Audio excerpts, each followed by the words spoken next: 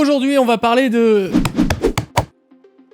Ok, d'accord, j'ai compris. Attachez vos ceintures, on parle tout de suite de l'iPhone SE4. Préparez-vous à être content, mais aussi un peu déçu. Bon, l'iPhone SE4, vous êtes très nombreux à l'attendre, et ça depuis un moment. On en a déjà parlé plusieurs fois, et c'est l'iPhone qui a l'air d'en hyper plus d'un, mine de rien, sur la chaîne. Alors je vous propose directement d'attaquer et de parler des nouveautés que va apporter cet iPhone SE4, et vous allez voir qu'il risque d'être très intéressant. Alors l'iPhone SE4, nom de code Ghost, devrait sensiblement reprendre le code design des iPhone 14. Pas les 14 Pro, pas les 14 Plus, ni les 14 Pro Max, mais bien les 14. En fait, Apple réutiliserait même une base de châssis d'iPhone 14 pour concevoir l'iPhone SE4. Deux gros changements sont à attendre sur cet iPhone. La première chose, l'Action Button. Le bouton action qu'on a découvert sur les iPhone 15 Pro et Pro Max devrait arriver sur les iPhone SE de 4e génération. Comme sur les iPhone 15 Pro et 15 Pro Max, on devrait pouvoir utiliser ce bouton pour configurer diverses options et donc le paramétrer à notre convenance. Le deuxième changement qu'on devrait voir arriver également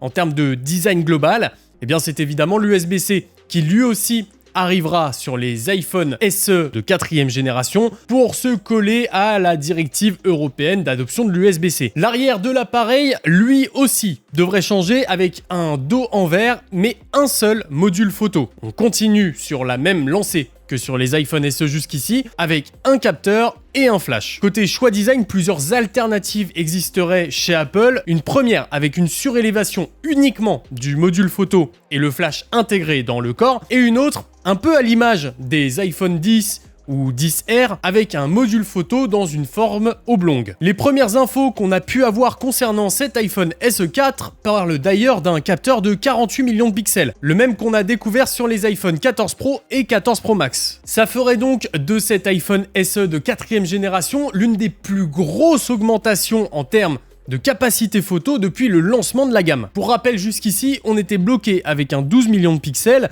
qui n'a pas tellement évolué. D'ailleurs, l'iPhone SE devrait intégrer MagSafe. Et en parlant de MagSafe, je vous ai mis en description un lien vers une page Amazon où je vous ai regroupé tous mes accessoires préférés pour iPhone. Côté écran, grand changement également, on devrait voir disparaître la grosse bordure en haut et en bas de l'écran, ainsi que le déverrouillage par Touch ID qui était encore présent, et oui, sur ces modèles. Et donc, la disparition pure et simple du Home Button qui disparaîtra enfin de chez Apple. À la place, on devrait retrouver le design des iPhone 14 classiques, à savoir un notch en haut, une encoche et un déverrouillage par Face ID, puisque dans les premières informations qu'on arrive à avoir, le nom de code Pearl qui correspond à Face ID apparaît bien dans les projets de développement du SE4. Toujours concernant l'écran, fini les petits écrans chez Apple, l'iPhone SE de 4e génération devrait, comme il est basé sur le châssis du 14, eh bien adopter un écran de 6,1 pouces. Un écran OLED ici aussi, mais pas en LTPO, donc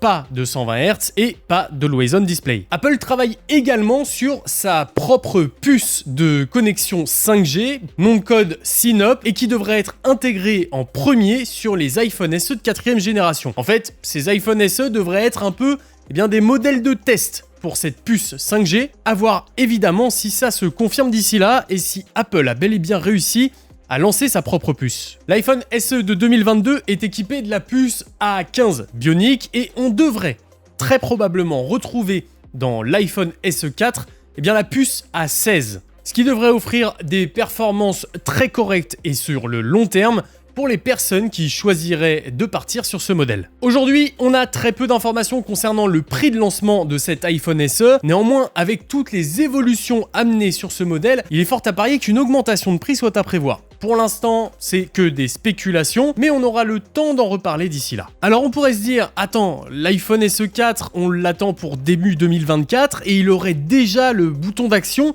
alors que les iPhone 15 standards ne l'ont pas.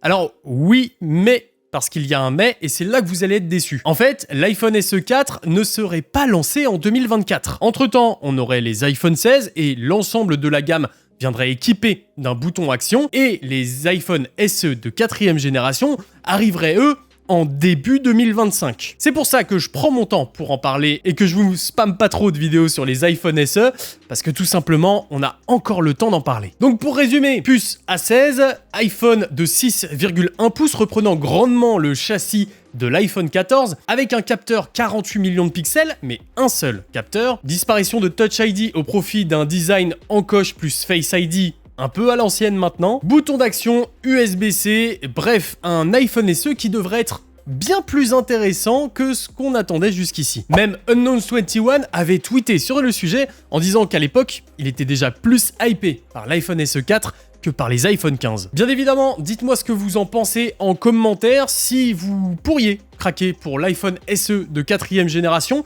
Est-ce que c'est potentiellement un modèle qui pourrait, si l'on prend les specs qu'on a aujourd'hui, vous intéresser? Je trouve que ce serait une excellente entrée dans la gamme d'Apple, d'autant que le design de l'encoche n'a pas tellement vieilli avec le temps. Il manquerait évidemment toutes les fonctionnalités liées à Dynamic Island, mais bon, on a quand même un iPhone avec un capteur de 48 millions de pixels, Face ID, un grand écran de 6,1 pouces en OLED.